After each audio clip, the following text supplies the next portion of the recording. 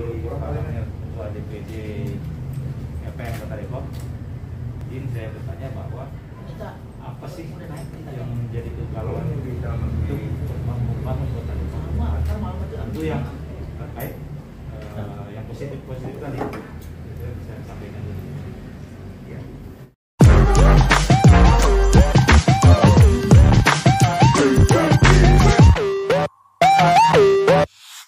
Jadi kegalauan saya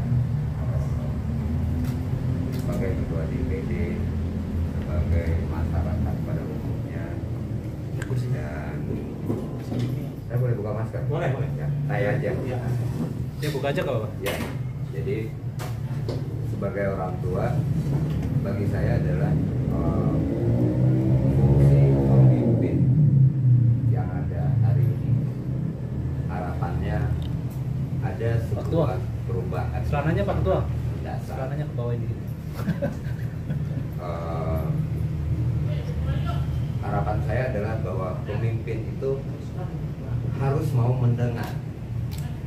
mendengarkan dahulu apa yang diinginkan masyarakatnya. Persoalan bahwa keinginan itu salah dan atau benar, berikutnya adalah baru menjawab bahwa sebuah kesalahan tentu harus diluruskan. Kalau sebuah kebenaran itu tentunya bisa didiskusikan dan kemudian dilaksanakan di dalam program-program yang dilakukan oleh pemerintahan ini. Jadi kalau dia tidak mau mendengar, tidak membuka ruang kepada seluruh lapisan masyarakat, seluruh keinginan masyarakat yang disampaikan melalui organisasi-organisasi yang ada di kota ini, saya menjadi pesimis bahwa tujuan dari sebuah pemerintahan untuk mensejahterakan masyarakatnya itu akan sulit tercapai, dan itu bukan cuma kepada pemerintahan, tapi juga kepada misalnya fungsi legislatif yang ada di kota ini, yang harusnya juga lebih banyak tidak hanya menjadi fungsi. Saya berharapnya begini, bahwa fungsi pengawasan yang dilakukan oleh legislatif itu juga harus mulai dilakukan dengan semaksimal mungkin. Diaktif bekerja, tidak hanya fungsi penganggarannya, menyetujui sebuah anggaran, tetapi kemudian juga harus melihat bahwa apa yang sudah mereka setujui itu bisa dilakukan. Sebelumnya mereka harus melakukan banyak analisa dan kemudian juga mengevaluasi apa yang sudah disetujui mereka itu memang terlaksana. Gitu. Terus ke depannya gimana merubah hal-hal yang saat ini menjadi lebih maju lagi? Kira-kira apa konsep dari ya? Jadi salah satunya adalah khusus dalam fungsi PWI hari ini yang kemudian dinakodai oleh pengurus itu, saya berharap bahwa di tahun depan 2022 kita memulai membuka ruang-ruang diskusi dengan mengundang seluruh lapisan masyarakat, akademisi, gitu ya, tokoh-tokoh agama, yang kemudian bisa kita berbicara, memberikan masukan-masukan, saran, ya pendapat apapun itu untuk kebaikan pemerintah. Saya tidak ingin melihat kita hanya sibuk mengkritisi tanpa kemudian juga memberikan sebuah solusi untuk pemerintahan ini yang saya yakin itu pasti akan berdampak lebih baik pada masyarakat kita. Gitu. Nah itu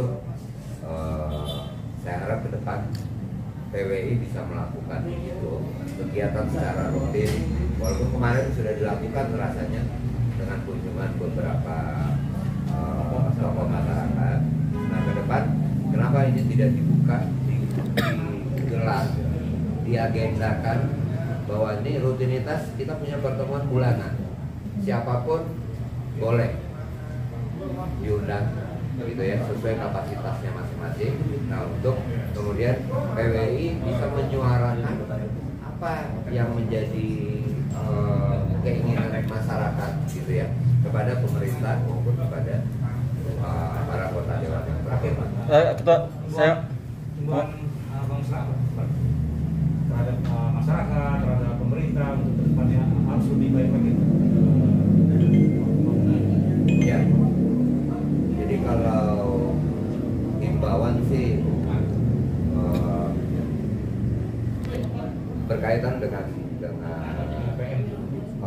khususnya kalau untuk LPM sih, bagaimana kemudian sebetulnya saya mengajak LPM itu kembali kepada fungsi pokoknya, pemberdayaan.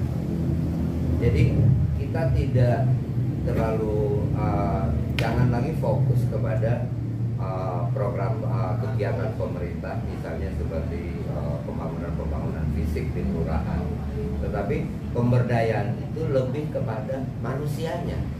Bagaimana masyarakat yang tidak berdaya itu bisa difasilitasi, kemudian disambungkan kepada pemerintah. Ini kan berkaitan kepada lapisan masyarakat di bawah yang selama ini banyak, mohon maaf, itu terabaikan gitu loh. Ya, jadi itu sih himbauan saya sebagai Ketua DPD LPM.